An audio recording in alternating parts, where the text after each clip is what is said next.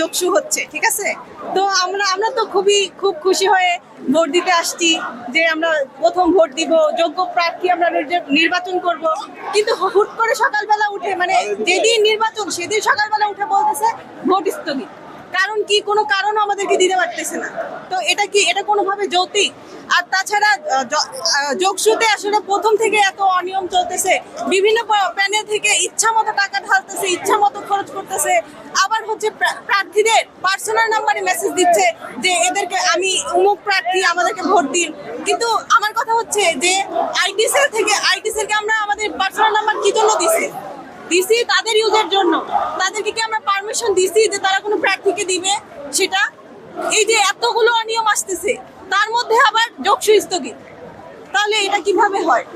নির্বাচনটা আসলে আমাদের জগন্নাথে আসলে এত সমস্যা। আপনাকে যদি আমি নায়ের সংখ্যা বলি, ক্লাস নাই, ল্যাব নাই, বেসিক নিড যেগুলো আমাদের সেগুলাই নাই।